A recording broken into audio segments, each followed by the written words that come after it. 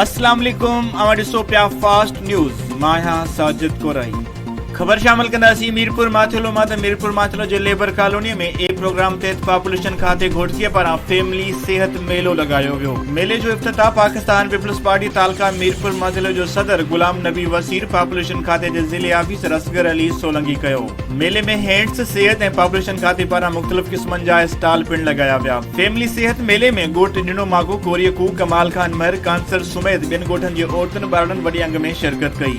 मेले में ॿारनि ऐं औरतुनि जो मुआइनो करे खेनि मुफ़्त दवाऊं ॾिनियूं वियूं। फैमिली सेहत मेले खे ख़िताब कंदे पीपी तालका गुलाम नबी वसीर पॉपुलेशन खाते जे ज़िले ऑफिसर असगर अली सोलंगी चयो माउ ऐं ॿार जी सेहत जे हवाले सां हिकु ॿार में घटि 3 सालनि जो वक़फ़ो लाज़मी कयो वञे, जंहिंसां माउ ऐं ॿार जी सेहत बहितर थींदी ऐं ॿार जी नशोनुमा बहितर थींदी। पॉपुलेशन खाते जे ज़िले ऑफिसर असगर अली सोलंगी वधीक चयो त असां हर महीने जे आख़िरी हफ़्ते में हर तालके में फैमिली सेहत मेला लॻाए रहिया आहियूं, जंहिंमें औरतुनि खे ॼाण ॾिनी वेंदी आहे ऐं संदन बाह में वक़फ़े जा कैप्सूल पिण रखिया वेंदा आहिनि। फैमिली सेहत मेले के आपका पॉपुलेशन यूनिट घोड़की सदर गुल हसन महर, सादुल्ला फुलपोटो, शाकिर अली चाचड़, ज़रीना महर, खानज़ादी कलवड़, खालदा कोलाची ऐं ॿिनि पिण ख़िताब कयो। ख़बर शामिल कंदासीं ड्रिप मेहर शाह ॻोठ मूसाणी उजण में सिंध उजण एसोसिएशन सूबाई कोऑर्डिनेटर अली दोस्त उजण जी रहाइशगाह ते मरहूम ज़वार अल्लाह वराए उजण खे इसाल सवाब लाइ खैरात फी सबीलिल्लाह जो इंतजाम कयो वियो। उन मौक़े ते मरहूम जी मग़फ़िरत लाइ दुआऊं पिण घुरियूं हुयूं। सुप्रीम काउंसिल सरदार मियां अली ॾिनो उजण, ज़िले सदर हाजी अब्दुल रशीद उजण, ज़िले जनरल सेक्रेटरी सिकंदर अली उजण ऐं बिरादरी जे सवें माण्हुनि पिण शिरकत कई। उन मौक़े ते सिंध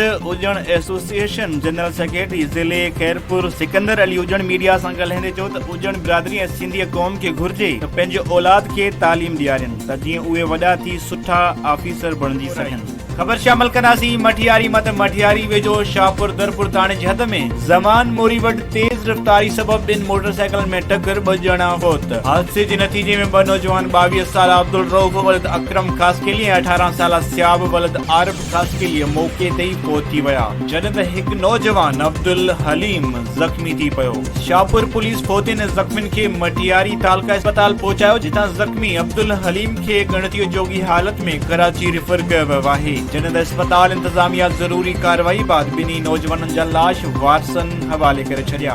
ख़बर शामिल कंदासीं खेजू मां त खेजू में बासरनि पारां ज़मीन ऐं घर ते कब्ज़े ऐं ज़ियादतनि ख़िलाफ़ ॻोठाणनि जो ॿारनि सुमेत एहतजाज। ॻोठ मुरीद शहर जे ॻोठाणनि बशीर शर, शबीर शर, मोहिब शर बिरादरी ऐं ॿारनि सुमेत मीडिया आॾो एहतजाज कयो। एहतजाज कंदड़नि ॿुधायो त बासर सुनारो शर, दादन, सलीम, मक़सूद ऐं ॿियनि असांजी ज़री ज़मीन ऐं घर ते हथियारनि जे ज़ोर ते कब्ज़ो करणु चाहिनि था। असांखे हिरासा करे पंहिंजे ॻोठ मां लॻाइणु चाहिनि था। हिननि वधीक ॿुधायो त हिरासा करण ते असांजा ॿार स्कूल नथा वञी सघनि। कुझु अरसो अॻु असांजो नौजवान छोकिरो स्कूल वञी रहियो हो त रस्ते ते लिकियल बासर हथियारबंदनि नौजवान खे ज़ख़्मी करे छॾियो। बासर राति जो रोज़ जे बुनियाद ते घरनि मथां फायरिंग करे हिरासा कंदा रहनि था।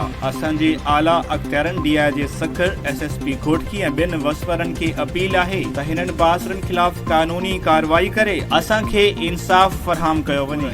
खबर शामिल कंदासीं मठियारी मां त डिप्टी कमिश्नर मठियारी गुलाम हैदर चांडियो अचानक तालका अस्पताल पहुची अस्पतालनि जो जाइज़ो वरितो। अस्पताल जे दौरे दौरान डिप्टी कमिश्नर मठियारी अस्पताल में दवाउनि जी खोट ऐं सफ़ाई जे नाक़िस इंतज़ामनि ते सख़्त कावड़ जो इज़हार। अस्पताल जे दौरे दौरान मरीज़नि जी वॾी तादाद डिप्टी कमिश्नर मठियारी खे घेरे वरितो। अस्पताल में दवाऊं न मिलण जूं शिकायतूं कयूं, जंहिं ते डिप्टी कमिश्नर मठियारी MS ते सख़्त कावड़ जो इज़हार कंदे हिकु हफ़्ते अंदरि अस्पताल में सभई दवाऊं फराहम करण जो अल्टीमेटम ॾिनो। उन मौक़े ते डिप्टी कमिश्नर मठियारी जो चवण त ॿियनि तालकनि हाला सईदाबाद अस्पताल में मुकम्मल इलाज जूं सहूलियतूं मौजूदु आहिनि, मगर मठियारी अस्पताल जो MS कुझु सुस्त माण्हू आहे, उन करे हिते कुझु शिकायतूं मिलियूं आहिनि, पर हाणे ईअं न थींदो। इन जो त अस्पताल जी दवाउनि जो टेंडर थी वियो आहे। कुझु ॾींहंनि में सभई दवायूं मुयसर हूंदियूं। टेंडर में देर सबब दवाउनि जी खोट थी आहे, जंहिं सबब मरीज़नि खे पेश ईंदड़ मुश्किलातुनि खे समझी सघूं था। MS मठियारी हिकु हफ़्ते जो टाइम वरितो आहे। इंशाल्लाह हिकु हफ़्ते अंदरि अस्पताल जी हालत बहितर थी वेंदी। हिकु सवाल जे जवाब में डिप्टी कमिश्नर मठियारी जो चवणु हो त कोरोना वायरस खां बचाव लाइ उपाउ वरिता विया आहिनि।